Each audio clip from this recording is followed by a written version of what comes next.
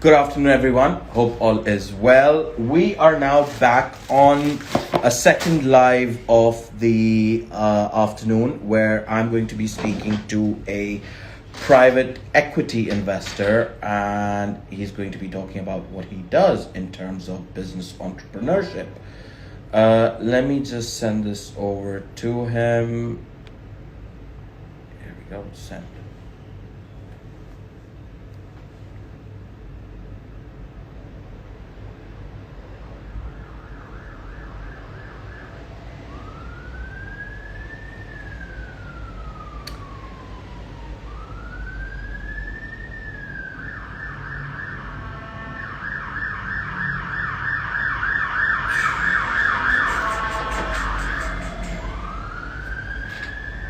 Sorry, we're just waiting for someone to come up here. Here we go. Wait. So,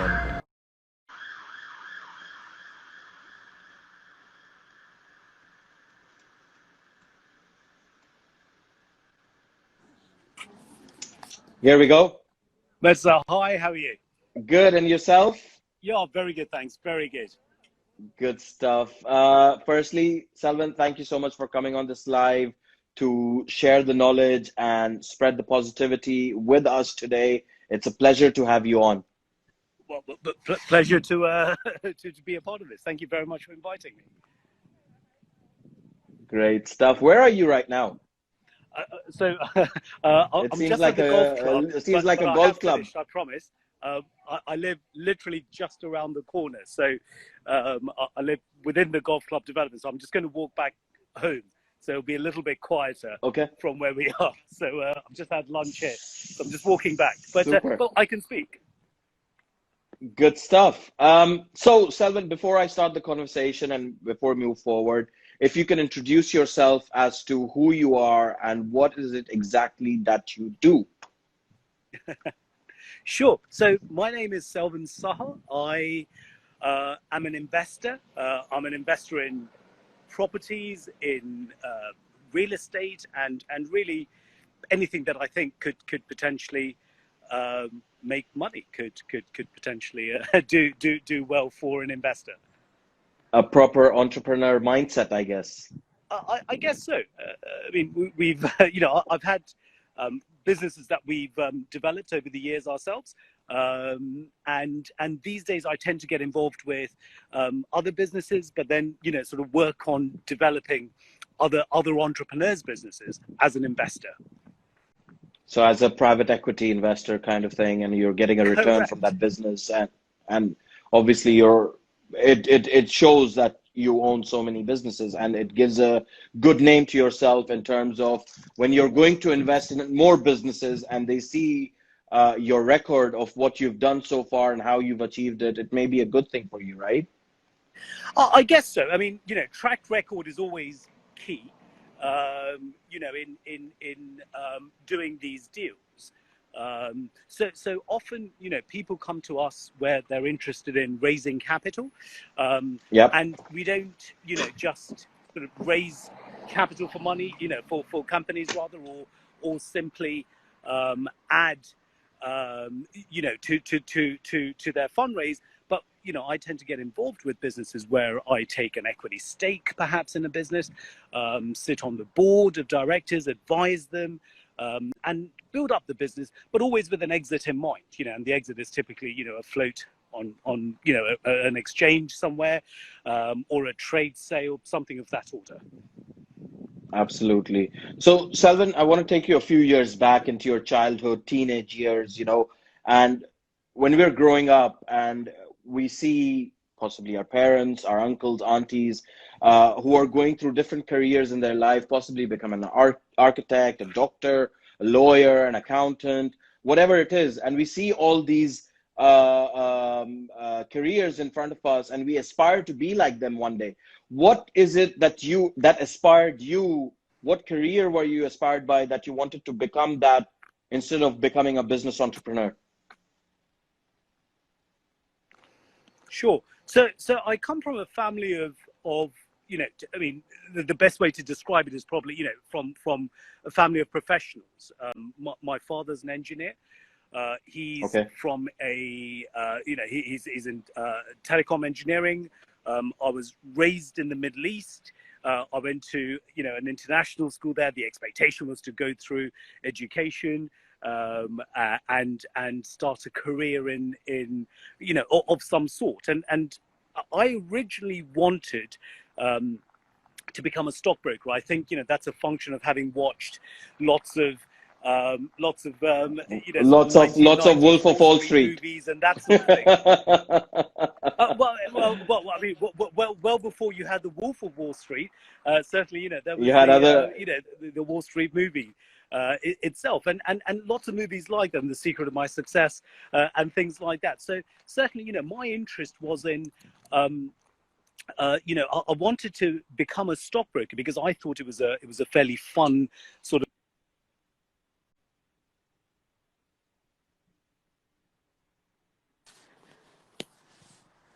I'm so sorry. Have I lost you? I can see Sarah, you. so sorry, I lost you there. Yes. Sorry. Hold on. Am I still around? I think your video is stuck, but I can hear you what you're saying. Okay. How do I? Sorry about this.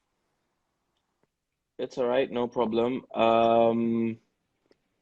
I'm just trying to see how this can be sorted. No. Am I back now? No, you're not. It's still stuck on your previous image. Selvan,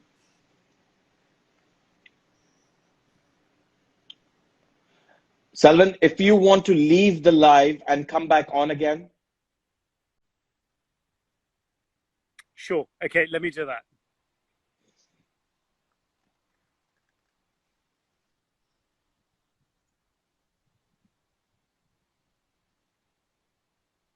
So you still can't see me? I still can't see you, no.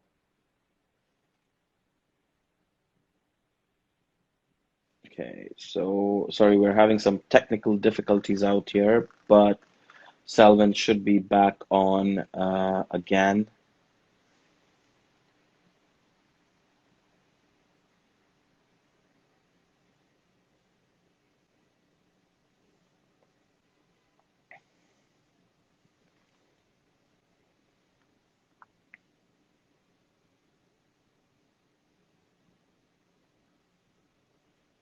It's good to know about all these things, how people start up with thinking of doing something in their life and then get diverted onto doing something else that makes them successful in life, And like from what Selvan's saying, it seems to be that he chose a career, he thought about becoming an engineer, but then life led him on to dealing in stockbrokering. So sorry, but we're going to be live again with the guest in a minute.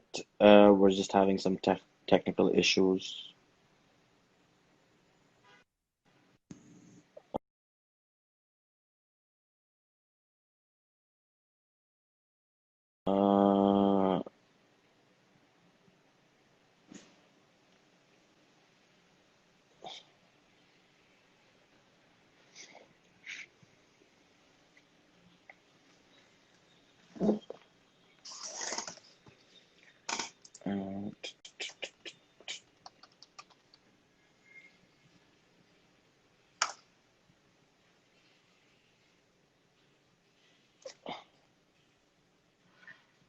Here we go. So we've got Selvan back on.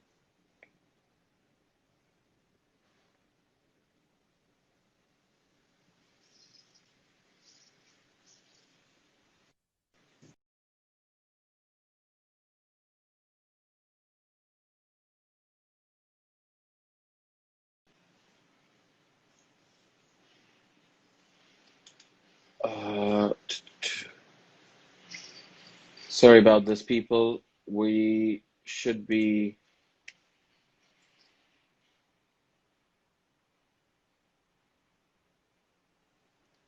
live in a moment.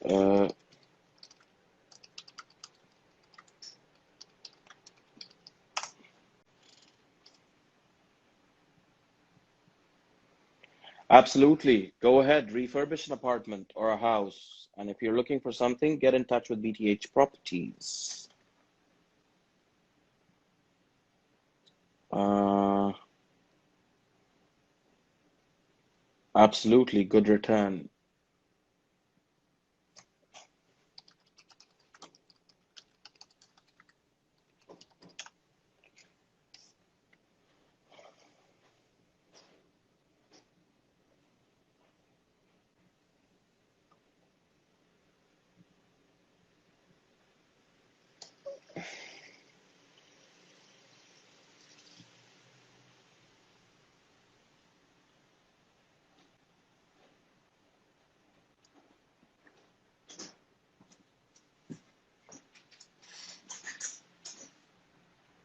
Sorry, guys, I don't know what's happening. We've got a technical issue out here.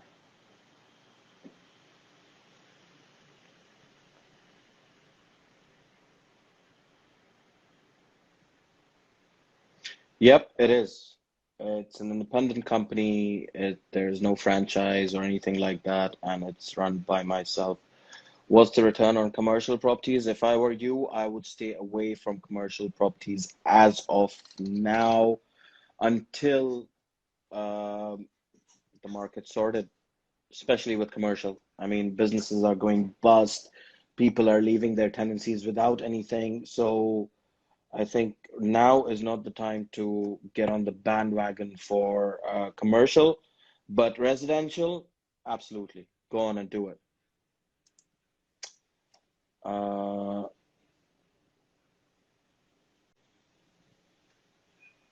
Walaikum assalam.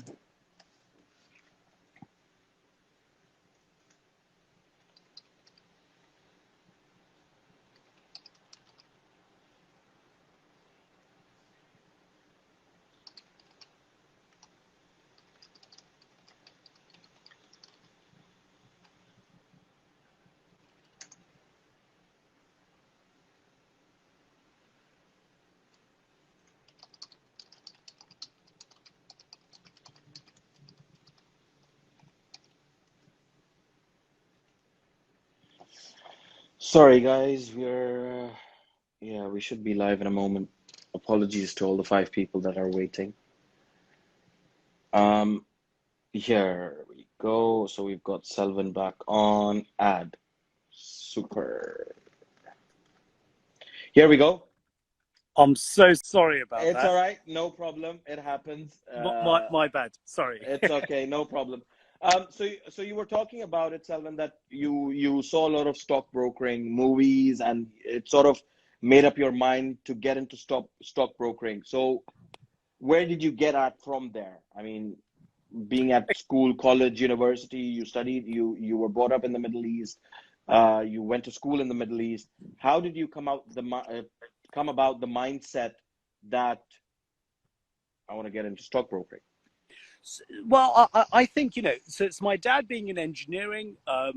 You always think, well, you want to do something possibly different from your parents. So I aspired to doing something in stockbroking, something like that, because I thought that seemed a far more fun job. It seemed more lucrative, perhaps, to be in. But I didn't have a route. I didn't know anyone. I knew lots of doctors in the family. I knew lots of accountants and engineers and people like that. But I certainly didn't know anyone that, was in finance, who worked in stockbroking, who worked for an investment bank or anything like that. So actually, I didn't really have a direct route to market. I didn't get the grades, truth be told, to go into investment banking or even do a economics degree, which is what I Was really that wanted was to do. that O level grades or A level grades? No, A level. So Okay. just before going into university. So I didn't get the A level grades that I wanted, which is not where I really wanted to be. But I ended up doing a computer science degree, and I then followed to IBM. So after university, I ended up in management consulting at IBM. And that was a strategic role. So, we were there advising companies on how to use technology to leverage on services that this is before the internet. So we're looking at sort of services like using WAP technology at Nokia to figure out what to do with I mean, their smartphones. this is what this is the years of sort of late late 90s kind of thing. late 90s, early Yeah, noughties, yep. But I was always entrepreneurial. So I had a business at university in computer consulting. So that made a bit of money. That allowed me to buy my first property. So I bought my first property, after the end of the first year of university. I ended up buying another property before I finished university. Because I rented out the first one, I had an income coming from it. So even as a student, purely by accident, and it certainly wasn't by design, I'd started investing in properties. I then ended up, as I say, in management consulting at IBM, and that was again, it was a strategic role. It was advising companies on how best to sort of spend their money. Use technology, basically. Yeah. Well, precisely. The career at IBM, I wasn't, again, I was perfectly happy there, but I thought, I could add more value by going into finance or doing something else. So I then, started right from the bottom at a stock brokerage called Wills & Co. Stockbrokers, which is actually the world's oldest stockbroker. So Wow. I ended up working for them right at the bottom, picking up the phone 250 times a day, speaking with people and asking them, if they were interested in investing in shares. I can just see the pursuit of happiness right now in front of me. That movie resonated with me. It chimed with me on so many different levels, because you're absolutely right. It really was that. It was certainly a very meritocratic company. And so it was all about not necessarily that, I hadn't gone to what is now a Russell 20, university in the UK, an Ivy League type university in the US. It wasn't that. It was all very much about the performance. And that's exactly it. So, I joined the stock brokerage in 2003. By 2007, I was the sales director there. I'd gone from, as I say, a junior to actually, running essentially, the best part of, 50 odd sales guys running the floor there. Wow. And then I left that to set up my own, because as with all of these things, you do fairly well where you are, and then you think, well, I'm bigger than this. I want to set up my own shop. So I set up my own, stock brokerage, but I timed it perfectly wrong. So I started it in 2007. Our offices were by a Northern Rock bank, where No way. outside in No 2007. way. Oh my God. This is wow. So I just hired 14 graduates that year to set up, to start up my brokerage. And 7:30 in the morning, we're coming into the office, and there's queues outside Northern Rock by the office, where people are there, on a cash call, because it was, the start of the financial crisis. So it was pretty tough times going through that. But then it also taught me about, sort of working with companies that are good quality companies that can survive these sorts of economic crisis, that sort of thing. But anyway, so fast forward a few years, and what I do these days is really, we buy into companies. So I invest my own money into businesses. We then help them raise money, and then take them on to various stock exchanges, or as I say, look for trade sales, that sort of thing. So, at the moment I'm, directly involved with about 5 or 6 businesses, and we've got another sort of 8 or 9 businesses that we're supporting on a peripheral basis. And I've got a team that supports it. So that's what we try and do now. From studying computing to having a job at IBM, to then being investing in property as well, to then becoming a stockbroker, and now today you're at the point where you're investing in other people's businesses. What's an ideal scenario when it comes for you to invest in other people's businesses? What do you look for? What are your, let's say, top 5 factors that you look at when you say that, yep, that's the business I want to get into? Sure. So I think all the cliched stuff stands absolutely true. So the cliche is you invest in people, not profit or businesses. That's Yep, absolutely, yep, can you work with the people that, we're suggesting investing in? Are they smart people? Are they people that will work on, work through, because the company you invest in today is not necessarily the company you end up, selling tomorrow or listing tomorrow. These things change, quite yep, frequently, and so you need to be fairly confident that the business people that are in, that run the business are people that are malleable, that you can work with them. I think that's true. The other thing, does the business actually have a USP? Does it have a unique selling point? Is there technology or a methodology, that's patentable or unique to the business that other people can't replicate? The way that, the je ne sais quoi, the way that the management, the teams that support the management, all of those people gel together. Is there business school and things like that, you're often taught about, the Toyota method. The fact is that, if you took the team, the management team at Toyota, and you transported them to a different business, they won't perform in the same way. There was just that je ne sais quoi. There was a secret sauce at Toyota, which meant you bring those people together, they performed in a certain way. Outside of that environment, they didn't perform in that certain way. So there's always, you're always looking for the secret sauce, which is very hard to define. Then there's the scalability. If I join a team, if I look at investing in a company, am I able then to sort of grow them to a state where I can sell that business? Is it just a northern UK centric business, or is this, scalable the world over? All of those sorts of things.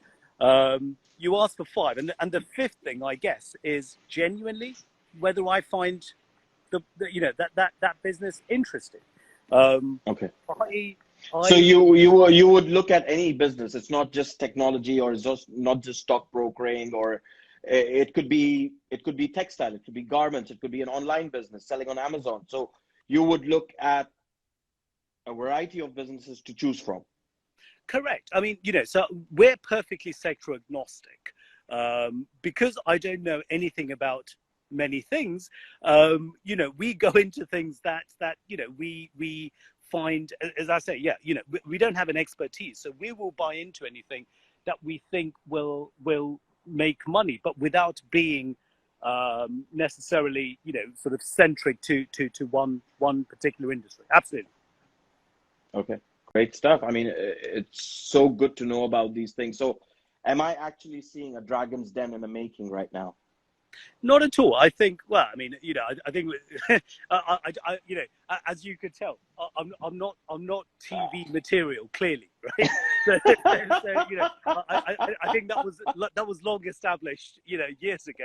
So I don't think it's that. But also, I mean, forget the sort of, the dragons den, the TV thing. The point is, I enjoy what I do. I have a Absolutely. genuine passion for what I do. I have a 8-year-old son who would come into my study, sit on my lap, look at my laptop, look at an email I'm writing, or look at some, spreadsheet and try and understand it. And I've got passion in trying to explain to him what I do.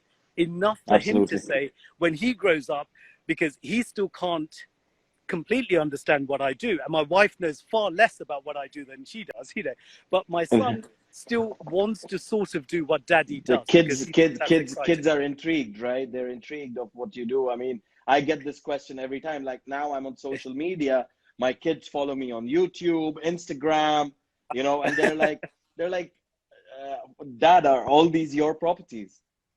Yes, I'm like, yes. I'm like, yeah, I'm selling them. They're not mine, but kids pick up so much from what you're doing, how you're doing, and especially when you're running your own business, because you're thinking about it 24/7 and you're doing it 24/7. Either it be just sending a message on WhatsApp to arrange tomorrow's appointment. They see you doing these things, and they always ask you questions, or like, what does it involve? How do you do that? What do you do? I mean, That's it. you know, sometimes I brought my kids to the office, take them on viewings, all that kind of stuff. So they clearly learn of what a business requires because for them, it's like, oh, Dad, I want this PlayStation. I want this. I want that. I want that. Sure. But what they don't understand is how you make that bread and butter to supply those things. That's true. So it's a good example that how, as a business owner, a business entrepreneur, you should teach the next generation of yourself of how it's done, so that they feel confident enough in terms of if they have to step up in life and if they have to look after that business that you've created, they're ready for it. Well, and that's an interesting point, Murtaza. You know, I don't know about you, but certainly, as I say, the first job, and again, you know, at IBM and before that, I'd worked for other technology companies and that sort of thing. The first jobs I had were almost out of necessity, right? You know, I went with the flow. I worked where someone allowed me to work. Today, I work where I want to work, right? And Absolutely. I work with the people that I have chosen, not Absolutely. where somebody else has chosen. If I buy into a company and I feel that I don't like the management team, I'd like to think I have enough clout to change it. I can change the team. I can, you know, well, I mean, that sounds slightly, you know, I don't want to overegg the pudding or sort of make myself more important than I am. No, but the point I'm making is that, you know, I have a, you know, I can dictate my working environment, whereas initially you can't. So I do sometimes, again, you know, as I say, I work from home. You know, I'm at home at the moment. During COVID, for example, I spent a lot of time, in fact, all of my time working from home and making sure that, you know, I'm in a comfortable working environment. Absolutely. You know, but it also gave me a lot of family time. But I did want to make, you know, sure my son understood. This is because I'd worked, you know, I still had teams, you know, my sales teams and all the other guys still go into the office. And I still sort of, you know, wanted to make sure my son understood that, you know, that's still necessary. But it's just Daddy at the moment could do a lot of these calls on Zoom or on things like this. But initially, he's got to do the hard graft. He's going to have to work with people he doesn't like, have bosses that shout at him if he's not very good, until he becomes good and he proves himself, do all of that. Absolutely. But we all have, you know, a higher power that we all sort of answer to an extent in so much. You know, again, there's only so many projects I can do that I like. Of course, from time to time, you take on people, or you take on, you know, projects that are slightly more difficult. But this is what I wanted to ask you. I mean, have you ever been through that where you've invested in a business, you thought that this might be scalable, we can grow this business, but it didn't work out? Have you ever had that sort of experience? It's not so much. It's not so much it didn't work out that you know that there are some challenges that are yet to be resolved. But I mean, you know, and in most cases they have been. If I give you an example, so I bought into a oil and gas company called Saxon Oil. It's a Texas head office business. It has a fund management part of it in the Cayman Islands. Great little business. It had been around for 5 years until I bought into it. In fact, a very good friend of mine bought a stake in it, and then he wanted some extra money and extra support. So we said, okay, look, let's come in and let's really turn it around and have some fun with this business. So we both got involved with it. And again, you know, great little business. But you can imagine, earlier this year, my oil and gas business, the price of oil was in negative. I mean, momentarily, of course, but we are a Texas-based business, and WTI, West Texas Intermediary, was, you know, in negative territory. Someone had to pay money to take away the oil, not buy the oil. Yeah, take away the oil, right? You know, so that was a business we'd invested, you know, a fair bit of capital into, and you know, and we're working in an environment, you know, we're working in this is Trump territory, right? You know, in Texas. So we're working with, you know, partners that, again, as professionals, they're brilliant, but we have possibly a difference of opinion politically. We might have a difference of opinion culturally, you know, that sort of thing. But it is part and parcel. So I don't want to paint a picture where I sort of say, well, I had a job, I had to wear a suit, I had to go into work, and I had a boss, and these days I don't. That won't be reflective of my life today. I still Exactly. have, days where you wake up and you think, I really don't want to have these meetings today, or I really don't want to do some of the things I do. I'm up at 3 a.m. doing spreadsheets for something as a rescue package or something like that. And you think, this is pretty hard work. Why the hell am I doing this for my own business? Absolutely. When you run your own business, you might have fancy titles. You can call yourself chairman of the board. You can call yourself CEO of this, advisor to the board. You can have all these fancy things. But ultimately, you are whether those fancy titles are doing the work is the question. That's it. Well, exactly that, right? You might be Absolutely. CEO, but you're also, in the office. Essentially, you're as good as the tea person and and everything else that you do. And that is the reality. I was also going to ask you whether you invest in businesses outside the UK, but you clearly answered that by the fact that you own this oil and gas company up in Texas. So I'm pretty sure. I mean, do you look only in the western side of the world, or do you look in the eastern, like Africa, India, Pakistan? Do you look at these places? Do you look in the Middle East? Is that your horse? Yes, this is Daisy. Hello, Daisy. Wow. Got lots of flies on her. Sorry, she's looking for she's looking for some love. Yes, exactly. No, sorry, but I mean, I invest in, as I say, anything that makes sense. So real estate, we have some real estate holdings in of course Dubai. So I was born and raised in Abu Dhabi, so that's familiar territory for me. I came to the UK when I was 10 years old. 43 years old now. So Abu Dhabi obviously has a soft spot in my heart, but Dubai properties, it was easy. I understood the mechanics there. I got in at a fairly early stage, and then we just used leverage to expand the portfolio there. And the 2008 financial crisis or anything did not affect you in that sense while investing in it did.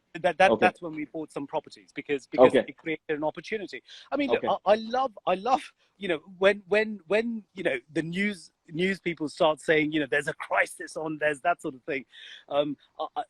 We do like those sorts of situations. These are special situations, and essentially we can jump on things. So absolutely. At that time I wasn't really in what I'm in now, sort of, the private equity type sort of, or private investment space. But, we looked at real estate deals at that time, and there were some really good deals to be had, as there are at the moment. But absolutely. Today, I mean, not only in real estate, but there are some cracking deals in business, at the moment, because of the fact there is a bit of there isn't a credit crunch because, governments all around the world are pumping money into the economy. I mean, literally every, fiscal dove, even they're pumping money into the economy. So it's not really, a credit crunch, but there's certainly companies, in different sectors that if they don't pivot their business quickly enough, they're going to be in trouble. And so there are lots of opportunities being raised at the moment.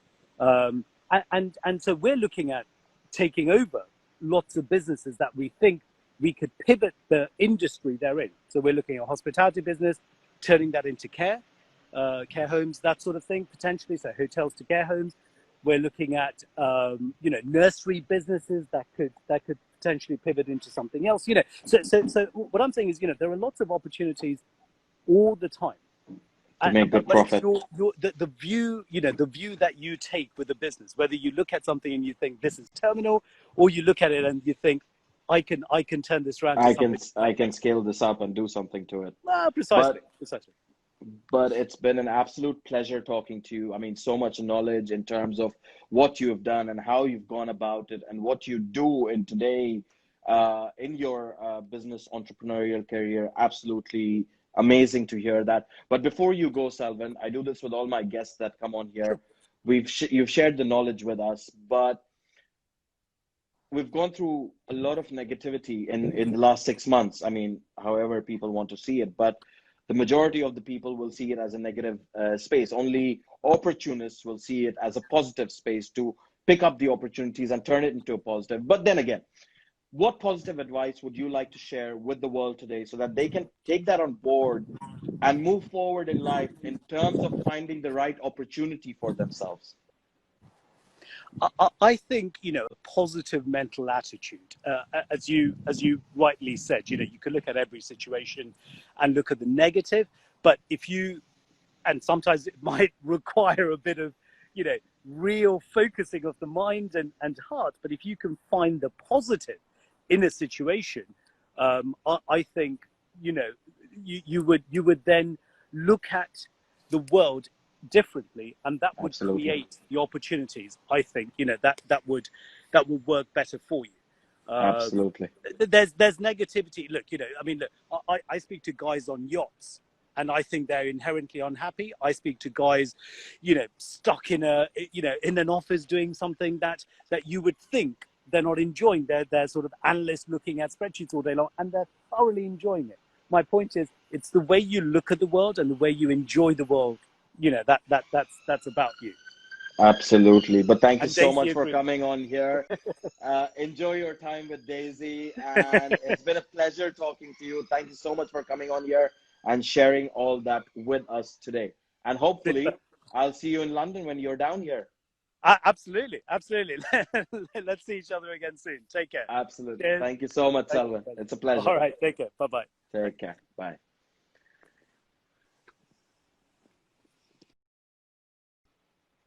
So, wow, what an amazing guy.